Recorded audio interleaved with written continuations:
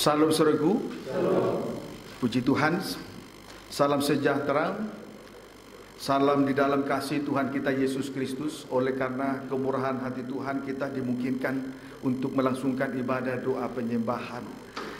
Berarti sebentar kita akan merendahkan diri di kaki salib Tuhan, tersungkur di hadapan tahta Allah dan sujud menyembah Allah yang hidup. Namun sebelum kita membawa hidup kita masing-masing rendah di kaki salib Tuhan, terlebih dahulu kita memperhatikan firman penggembalaan untuk ibadah doa penyembahan dari surat yang dikirim oleh Rasul Paulus kepada jemaat di Kolose pasal yang kedua.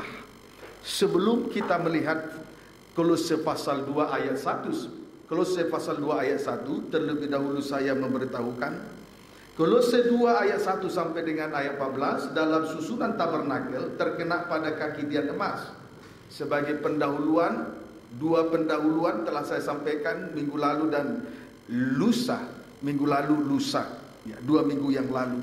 Puji Tuhan, haleluya. Dalam susunan tabernakel, Kolose pasal 2 ayat 1 sampai dengan ayat 14, dalam susunan tabernakel terkena pada kaki dian emas atau kandil. Puji Tuhan. Wahyu 1 ayat 20.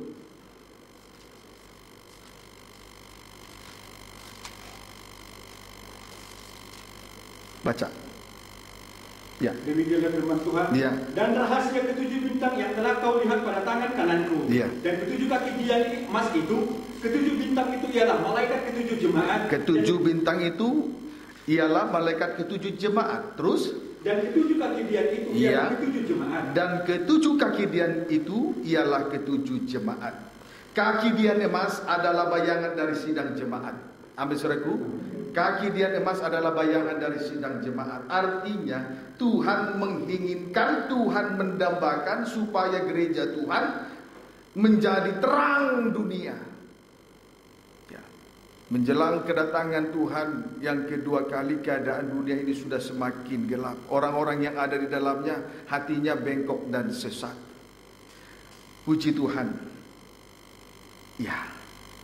Artinya, jadi kaki dian emas adalah bayangan dari sidang jemaat. Artinya Tuhan menginginkan, Tuhan mendambakan supaya gereja Tuhan menjadi terang dunia. Berarti menjadi kesaksian, baik dalam perkataan, baik dalam perbuatannya, dimanapun kita berada. Puji Tuhan. Kaki dian emas seluruhnya terbuat dari emas murni. Kaki dian emas seluruhnya terbuat dari emas murni. Sejenak kita lihat dulu dalam Keluaran pasal 25.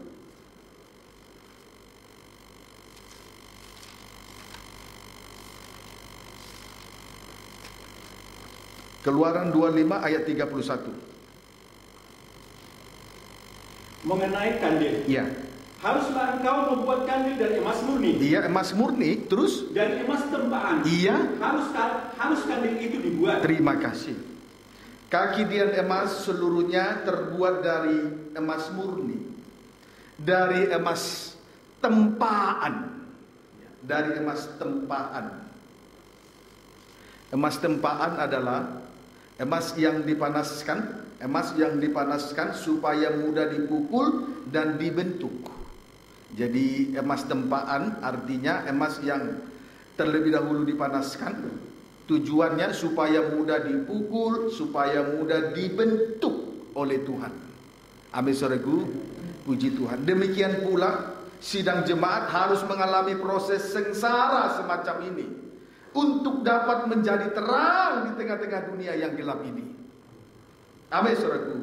Kolose 2 ayat 1. Kita lihat emas tempaan itu kembali dalam Kolose pasal 2 ayat 1. Baca.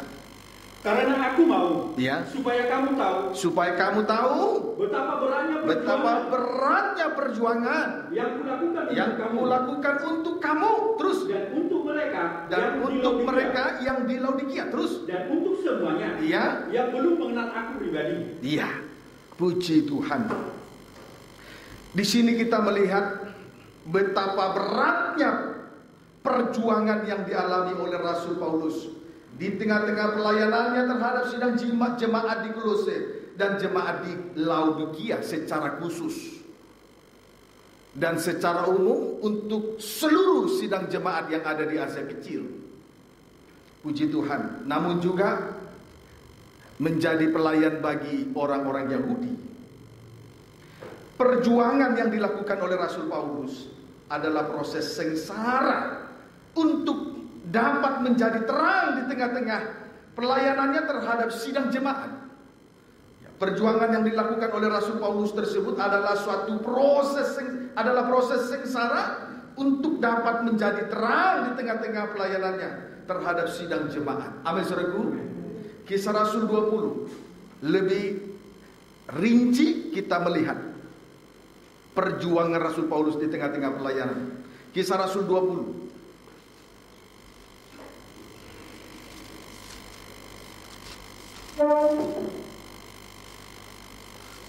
Kisah Rasul 20 ayat 20 sampai 23. Baca. Perpisahan Paulus dengan para penatua di Efesus. Iya. Sungguh pun demikian, Iya. aku tidak pernah melalaikan apa yang berguna bagi kamu. Tidak pernah melalaikan apa yang berguna bagi kamu. Terus Semua aku beritakan. semua aku beritakan Dan kuajarkan kepada kamu. dan semua juga diajarkan kepada mereka. Terus jemaat yang ada di Asia Kecil. Terus baik di muka umum maupun dalam perkumpulan-perkumpulan di rumah kamu. Iya. Terus Aku senantiasa bersaksi kepada orang bersaksi kepada orang-orang Yahudi.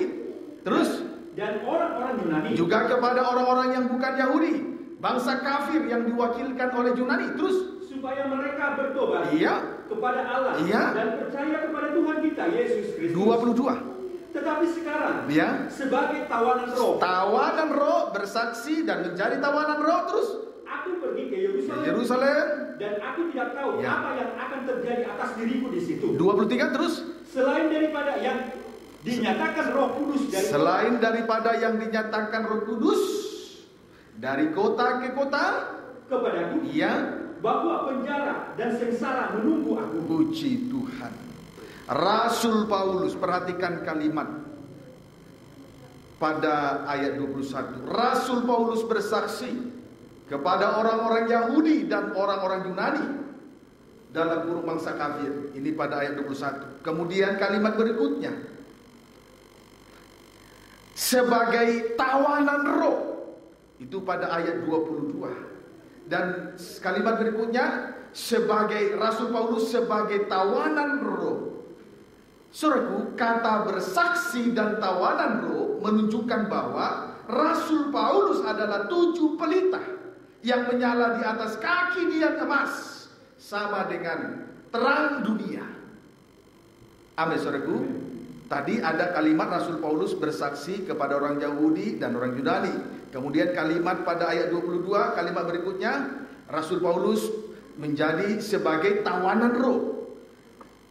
Kesimpulannya, kata bersaksi dan tawanan roh itu menunjukkan bahwa Rasul Paulus adalah 7 pelita yang menyala di atas kaki dia emas, sama dengan terang dunia. Amin, saudaraku. Itulah kehidupan yang diurapi tawanan roh, diurapi roh menjadi kesaksian, menjadi terang, menjadi 7 pelita yang menyala di atas kaki dia. Puji Tuhan. Amin, saudaraku. Keadaan Rasul Paulus saat menjadi kaki dia emas, titik 2. Rasul Paulus berkata, aku tidak tahu apa yang akan terjadi atas diriku di situ. Maksudnya di Asia Kecil. Tetapi yang pasti bahwa penjara dan sengsara sudah menunggu Rasul Paulus. Boleh ulangi baca dulu. Ayat 22 sampai 23.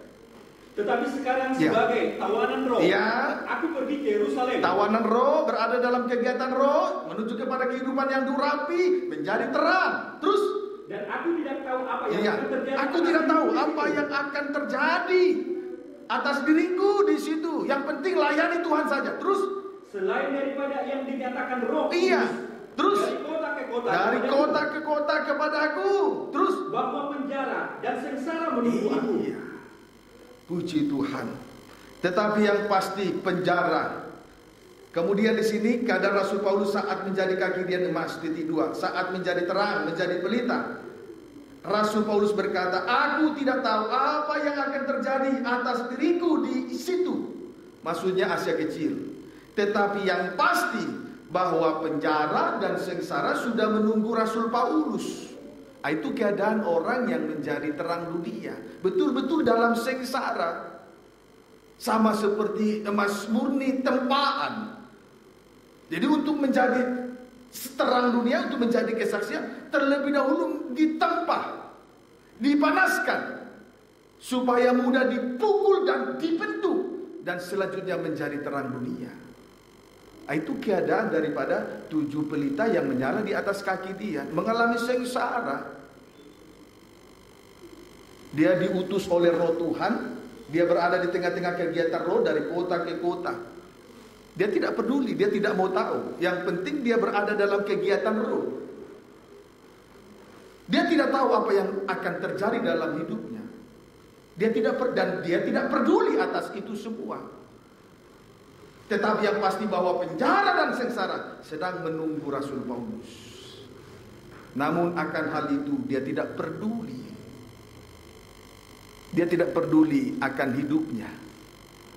Kiranya dapat dipahami dengan baik. Ya, amin saudaraku, sekalipun mengalami penderitaan, aniaya dan sengsara oleh karena salib, bukan karena kebodohan, bukan karena kesalahan, dia tidak peduli. Dia tidak peduli.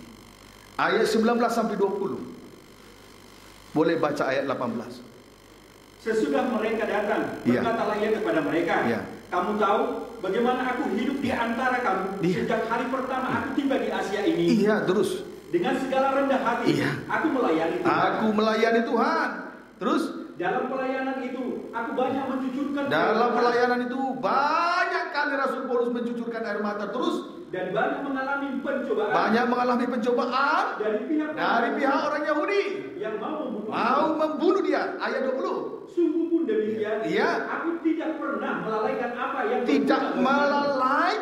yang berguna. Terus semua kuberitakan. Semua tetap diberitakan. Dan kuajarkan. Semua tetap diajarkan kepada mereka di Miletus secara khusus. Terus baik di muka umum maupun di dalam perkumpulan di rumah kamu. Dalam pelayanannya Rasul Paulus banyak mencucurkan air mata karena pencobaan dari pihak orang-orang Yahudi yang mau membunuh dia. Namun sungguh pun demikian, Rasul Paulus tidak pernah melalaikan apa yang berguna. Semuanya diberitakan, semuanya diajarkan kepada mereka yang ada di Asia Kecil. Puji Tuhan, dia bertanggung jawab dengan tugas pelayanan yang dipercayakan oleh Tuhan. Sekalipun harus mengalami sengsara, menanggung penderitaan, aniaya dan penderitaan dan sengsara di Asia Kecil, dia tetap bertanggung jawab dengan tugas pelayanan yang Tuhan percayakan. Amin saudaraku. Puji Tuhan. Kalau seseorang tidak mau ditempa, tidak mau mengalami penderitaan, aniaya dan sengsara karena salib, orang semacam ini tidak akan pernah menjadi 7 pelita yang menyala di atas kaki dia. Itu tidak akan mungkin. Apalagi melepaskan pekerjaan yang sekiranya itu susah, mencari pekerjaan yang enak. Itu tidak mungkin. Orang semacam ini tidak akan pernah menjadi kesaksian.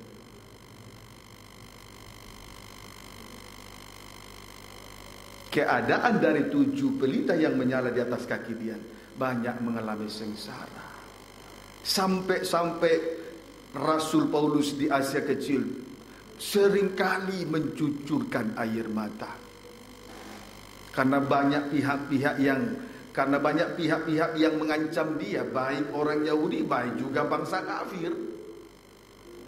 Saya masih teringat waktu memulai masuk di provinsi Banten ini, banyak kali saya mencucurkan air mata.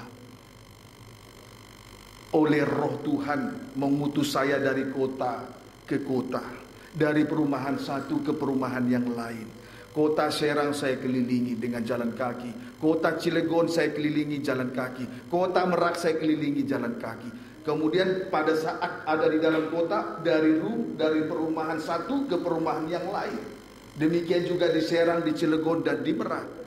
karena Roh Tuhan yang mengutus saya. Banyak kali saya mencucurkan air mata. Banyak kali saya mengalami kelaparan waktu itu, waktu memulai pelayanan di bumi provinsi Banten ini. Bertahun-tahun saya mengalami sakit penyakit, tidak kunjung sembuh. Tetapi saya tidak mau menyerah. Itulah yang dialami oleh 7 pelita yang menyala di atas kaki Dian. Banyak mengalami penderitaan, penganiayaan dan sengsara karena salib. Bukan menderita karena capek oleh karena kesibukan dunia. Kiranya dapat dipahami dengan baik. 2 Timotius 3 ayat 10 sampai 11.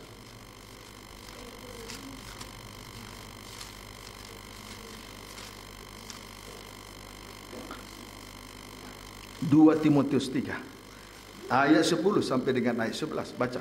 Iman bertumbuh dalam penganiayaan, iya, dan dalam pembacaan kitab suci. Iya, terus. Tetapi engkau telah mengikuti ajaranku. Iya, engkau telah mengikuti ajaranku. Ini pernyataan Rasul Paulus kepada anak rohaninya. Itulah Timotius. Terus. Cara hidupku. Pendirian. Iman. Kesabaran. Kasihnya dan ketekunannya. Ayat 11. Engkau telah ikut menderita penganiayaan. Timotius ikut menderita penganiayaan. Terus. Dan sengsara seperti yang telah kuderita di Antioquia. Dan sengsara karena salib seperti yang dialami oleh Rasul Paulus di Antioquia. Terus. Dan di Ikonium. Dan di Listra. Terus. Semua penganiayaan ya, itu terus. Kuderita, dan Tuhan telah melepaskan aku daripadanya. Puji Tuhan. Puji Tuhan. Lihat ya, Timotius mengikuti 7 keadaan dari Rasul Paulus. Timotius mengikuti 7 keadaan dari Rasul Paulus, yaitu 1, ajaran Rasul Paulus. 2, cara hidup Rasul Paulus. 3, pendirian Rasul Paulus. 4, iman Rasul Paulus. 5, kesabaran Rasul Paulus. 6, kasih daripada Rasul Paulus. 7, ketekunan Rasul Paulus. Puji Tuhan. Ini 7 keadaan yang diikuti oleh Timotius sebagai anak rohani. Inilah 7 keadaan Rasul Paulus yang diikuti oleh Timotius sebagai anak rohaninya. Puji Tuhan. Nah, 7 keadaan Rasul Paulus ini menunjuk kepada 7 pelita yang menyala di atas kaki dia. Puji Tuhan.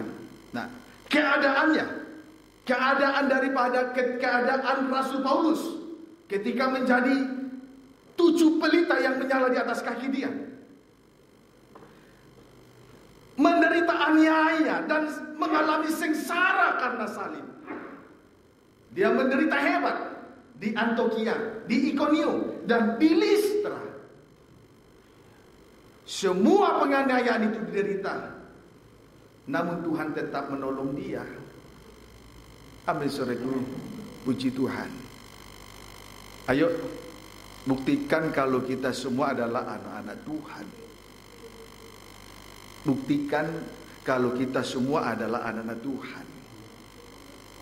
Mau membuktikan kita semua anak Tuhan? Ya.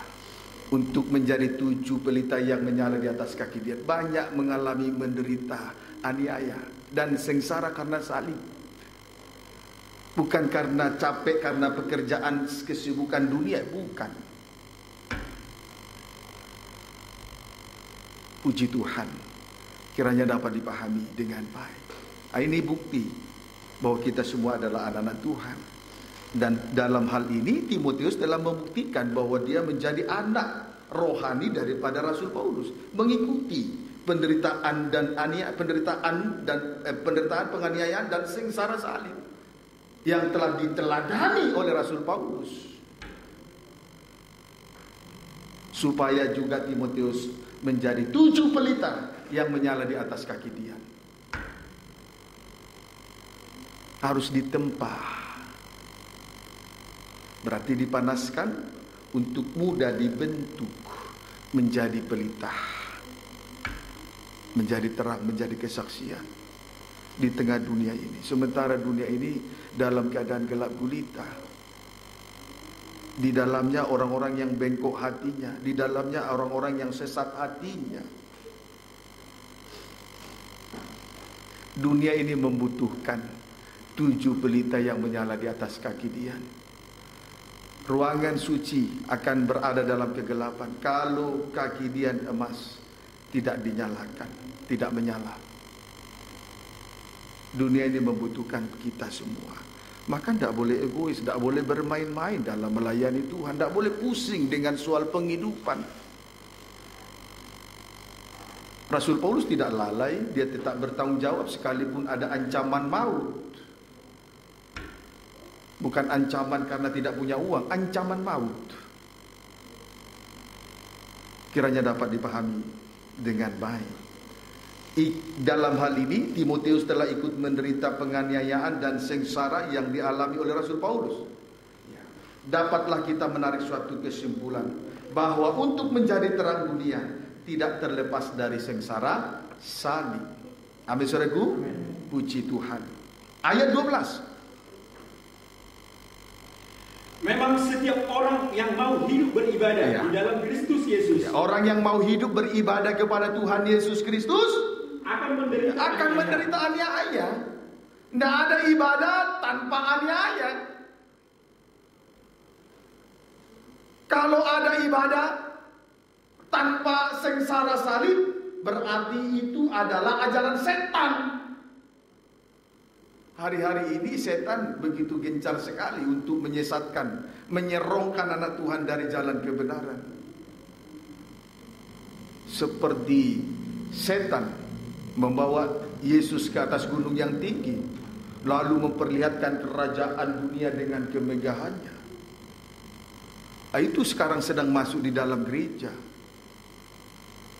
Begitu hebatnya setan menyerongkan kebenaran ini. Ini harus kita perhatikan dengan sungguh-sungguh. Orang yang mau beribadah, orang yang mau hidup beribadah kepada Tuhan Yesus Kristus akan menderita aniaya, sengsara karena salib, aniaya karena firman. Itu tidak bisa dipungkiri. Kecuali kalau tidak mau menderita, ya silakan. Kalau tidak mau hidup beribadah, mau lepas dari ibadah, ya boleh. Kalau tidak mau sengsara, ya tidak usah beribadah.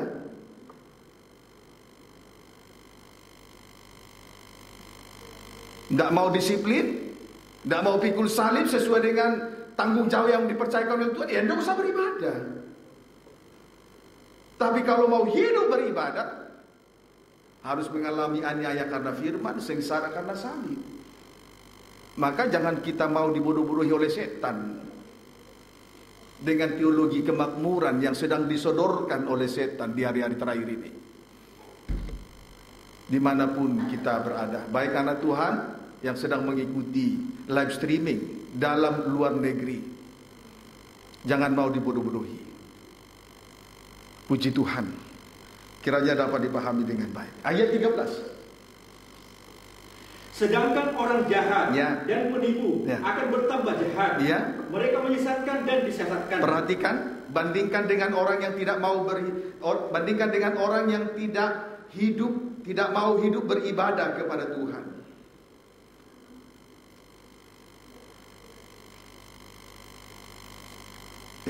Orang jahat dan penipu akan bertambah jahat. Kemudian menyesatkan dan disesatkan. Itu yang terjadi kalau tidak mau hidup beribadah dengan sangkal diri pikul salib. Yang jahat semakin jahat. Yang pertama. Yang kedua, menyesatkan dan disesatkan. Siapa yang menyesatkan? Itu nabi-nabi palsu, kaki tangan daripada setan. Siapa yang disesatkan? Itu anak-anak Tuhan yang pikirannya tumpul oleh karena ilah zaman. Pikiran mereka telah tumpul karena telah dibutakan oleh ilah zaman. Tapi untung Yesus ketika dibawa ke atas gunung, ketika setan memperlihatkan kerajaan dunia dengan kemegahannya, untung Yesus berkemenangan. Dia yakin dengan firman dia menang. Puji Tuhan. Kiranya dapat dipahami. Ini perbedaan orang beribadah dengan tidak beribadah. Orang yang tidak beribadah, yang jahat semakin jahat. Yang pertama. Yang kedua, menyesatkan dan disesatkan. Siapa yang menyesatkan? Nabi-nabi palsu. Siapa nabi palsu? Kaki tangan setan. Siapa yang disesatkan? Anak-anak Tuhan yang pikirannya tumpul karena dibutakan oleh ilah samai. Itu orang yang tidak mau hidup beribadah dengan sangkal diri pikul salib. Kiranya dapat dipahami dengan baik. Ayat 14. Tetapi hendaklah engkau tetap berpegang pada kebenaran yang telah engkau terima dan engkau yakini, dengan selalu mengingat orang yang telah mengajarkannya kepadamu. Kemudian nasihat Rasul Paulus kepada Timotius sebagai anak rohaninya untuk tetap berpegang terhadap kebenaran yang diterima. Apa tandanya? Mengingat orang yang mengajarkannya. Mengingat orang yang mengajarkannya berarti menghargai korban Kristus. Amin, saudaraku. Puji Tuhan. Kalau ingat orang yang mengajar berarti sama dengan menghargai korban Kristus. Saya berkali-kali menyampaikan kepada sidang jemaat untuk mencari pembukaan rahasia firman, maka saya harus datang di kaki salib Tuhan berjam-jam. Lalu setelah itu saya selidiki, saya telitilah keselamatan yang Tuhan berikan kepada kita sesuai 1 Petrus 1 ayat 10. Harus diteliti, diselidiki. Setelah berada di kaki salib, selanjutnya diteliti, diselidiki. Jadi mengingat, itu tanda orang yang berpegang kepada kebenaran, menghargai korban Kristus. Amin, saudaraku. Puji Tuhan. Kiranya dapat dipahami. Kembali ke ayat 11. Engkau telah ikut menderita penganiayaan. Sebentar dulu ya. Baca dulu ayat 14, ulangi. Tetapi hendaklah engkau tetap berpegang pada kebenaran yang telah engkau terima dan engkau yakini. Dengan selalu mengingat orang yang telah mengajarkannya kepadamu. Saya hari ini Rabu tanggal 7.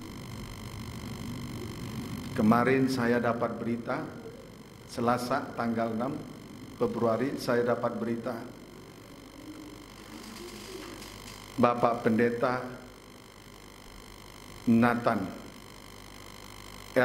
Suri telah dipanggil Tuhan. Beliau adalah Direktur Sekolah Alkitab Lempinel, Lembaga Pendidikan Alkitab Saron. Disitulah saya digembleng, disitulah saya dibentuk untuk menjadi 7 pelita yang menyala di atas kaki Dian. Saya tidak lupa atas jasa-jasa beliau, atas apapun yang dialami oleh beliau. Beliau adalah hamba Tuhan, beliau adalah guru saya yang tidak bisa saya lupakan biar bagaimanapun. Terlalu banyak jasa-jasanya kepada saya. Puji Tuhan. Sekarang dia dipanggil Tuhan. Tetapi hasil jeripayanya masih jelas kita bisa dilihat oleh orang banyak. Begitu banyak hamba-hamba Tuhan yang tercetak dari sana.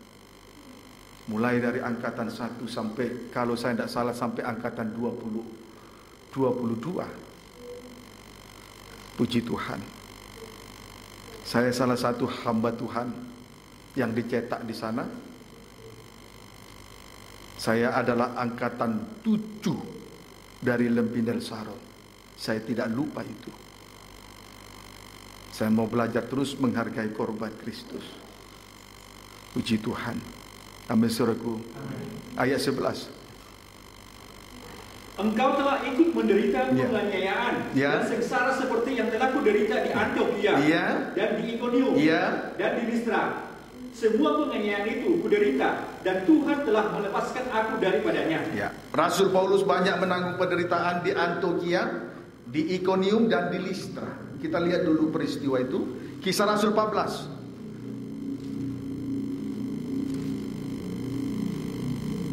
ayat 21 sampai 22.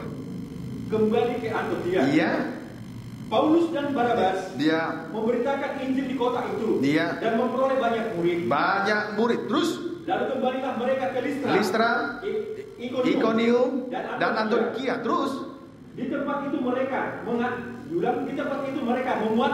menguatkan hati murid-murid. Terus dan menasehati murid-murid. Terus supaya mereka bertekun dalam iman. Terus dan mengatakan dan mengatakan bahwa terus untuk masuk dalam kerajaan Allah kita harus mengalami sengsara. Ini ajaran yang disampaikan oleh Rasul Paulus ketika dia banyak menanggung penderitaan di Antiokhia, di Listra dan Ikonium, yaitu bahwa untuk masuk ke dalam kerajaan Allah mengalami banyak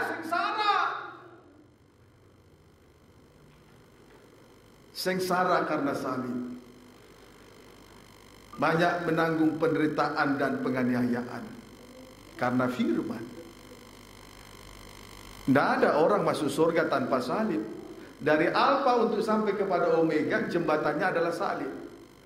Yesus berkata, Yesus menunjukkan pribadinya kepada Rasul Yohanes dalam satu penglihatan di Pulau Patmos. Akulah Alfa dan Omega, yang awal dan akhir, yang ada, yang sudah ada, dan yang akan datang, yang hidup, mati, dan hidup. Berarti dari Alfa untuk sampai kepada Omega, jembatannya adalah salib. Tidak akan mungkin orang bisa masuk surga hanya karena harta banyak, karena ilmu, pengetahuan, kedudukan, jabatan. Tidak mungkin.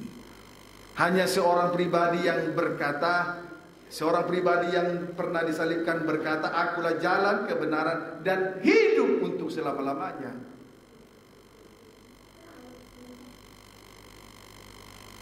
Amin, saudaraku. Jadi jangan mau disesatkan oleh ajaran sesat.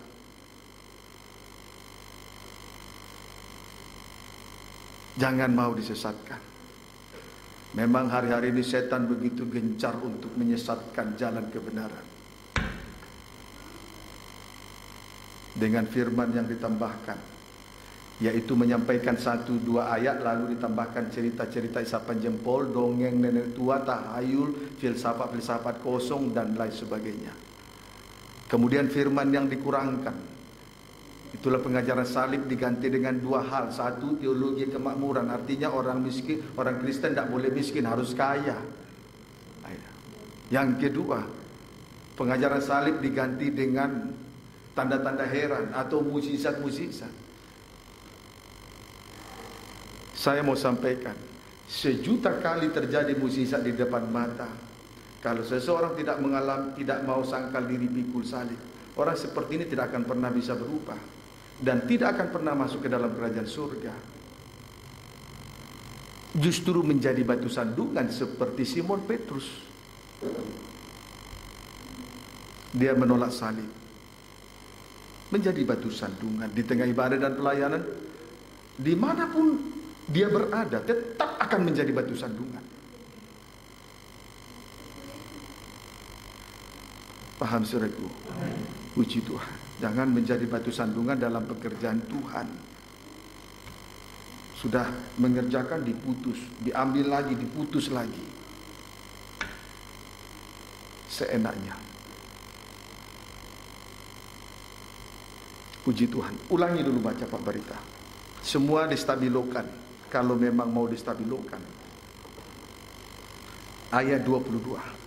Di tempat itu mereka menguatkan hati murid-murid itu, dan menasihati mereka supaya mereka bertekun di dalam iman. Tadi di Antiokhia, di Listra, di Ikonium dia banyak menanggung penderitaan. Tapi sekalipun demikian, terus dan mengatakan bahwa untuk masuk dalam kerajaan Allah, dia tidak lalai untuk menasihati, dia tidak lalai untuk mengajarkan, yaitu titik 2, bahwa untuk masuk ke dalam kerajaan Allah kita harus mengalami banyak sengsara. Gereja Tuhan harus banyak mengalami sengsara.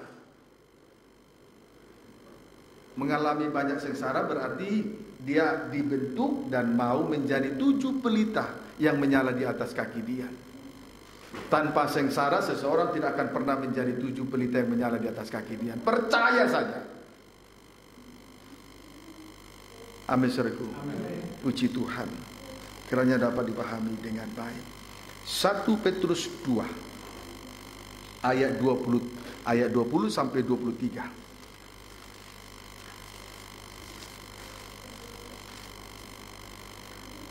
1 Petrus 2 ayat 20 sampai 23.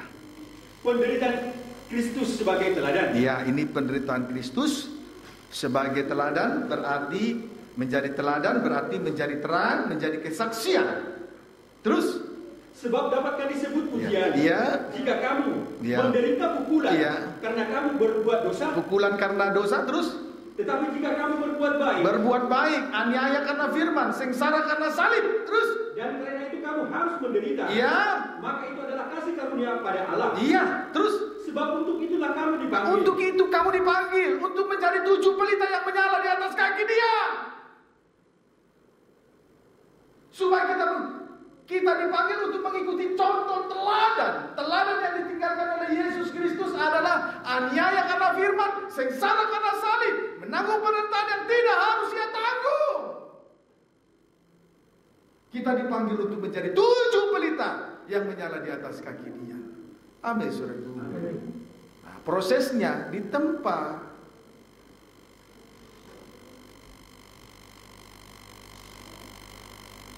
Emas tempaan berarti dipanaskan dulu. Dipukul. Lalu dibentuklah kaki dia emas.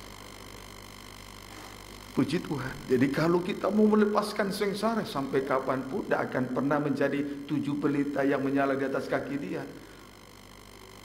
Sehebat apapun, sepintar apapun seseorang, tidak akan pernah menjadi pelita. Ya. Ini pelita. Dari 1 talenta emas murni ditempa, berarti dipanaskan dulu, kemudian setelah panas baru mudah dipukul, lalu terbentuklah kaki dian emas atau kandil. Nah, kita dipanggil untuk apa? Untuk menjadi kaki dian toh. Itu sebabnya Yesus meninggalkan teladannya supaya kita ikuti teladannya. Sampai sore itu langsung ayat 22 sampai 23. Ia tidak berbuat dosa. Dan tipu tidak ada dalam mulutnya. Ketika ia dicaci maki, ia tidak membalas dengan mencaci maki. Ketika ia menderita, ia tidak mengancam, tetapi ia menyerahkannya kepada Dia yang menghakimi dengan adil. Tanda bahwa seseorang menjadi kaki dian emas. 1, ia tidak berbuat dosa. Sama dengan hidup suci.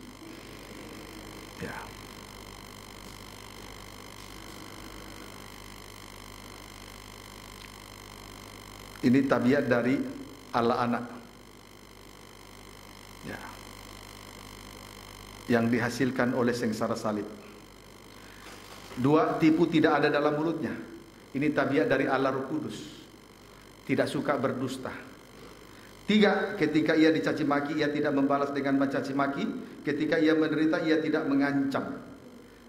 Artinya tidak membalas kejahatan dengan kejahatan. Ini adalah tabiat dari Allah Bapa, adalah kasih. Puji Tuhan. Kiranya dapat dipahami dengan baik. Filipi pasal 3 ayat 10 sampai 11. Segera kita akan tersungkur di kaki Tuhan. Ayo, yang melepaskan diri dari pembentukan untuk dipakai menjadi terang dunia, minta ampun malam ini. Yang masih kurang disiplin, seenaknya beribadah, seenaknya melayani Tuhan, ayo malam ini menangislah sejadi-jadinya di kaki Tuhan. Rasul Paulus banyak mencucurkan air mata. Bukan karena pukulan, bukan karena kesalahan, tetapi aniaya karena firman, sengsara karena salib, menanggung penderitaan yang tidak harus ia tanggung. Namun itu adalah kasih karunia. Puji Tuhan. Filipi pasal 3 ayat 10 sampai ayat 11. Baca. kebenaran yang sejati. Iya. Yang ku kehendaki ialah, yang ku kehendaki ialah mengenal dia ini yang dikehendaki oleh Rasul Paulus. Tidak mengendaki supaya jadi kaya, orang terkenal, pejabat tinggi, supaya usahanya lancar dan lain sebagainya. Tetapi yang dikehendaki adalah untuk mengenal dia. Terus dan kuasa kebangkitannya. Barulah dia melihat kebangkitannya.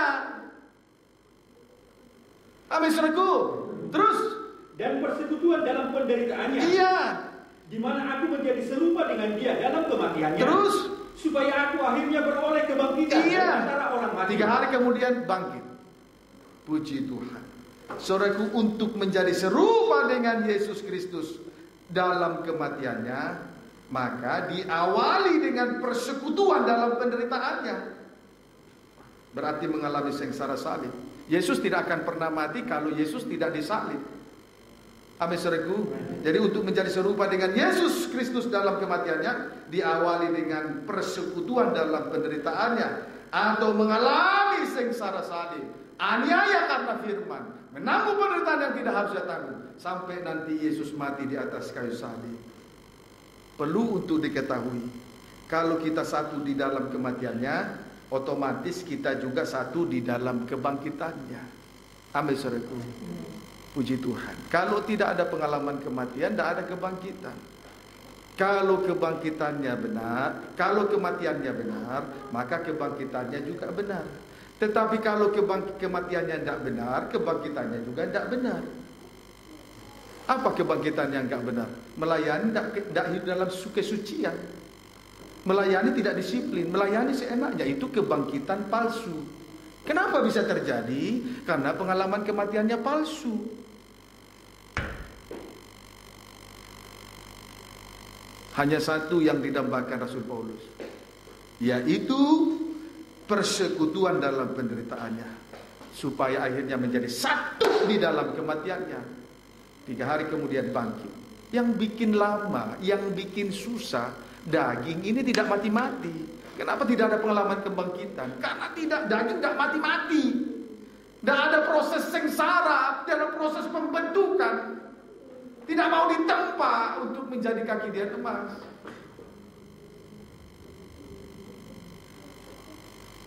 Amin, saudaraku.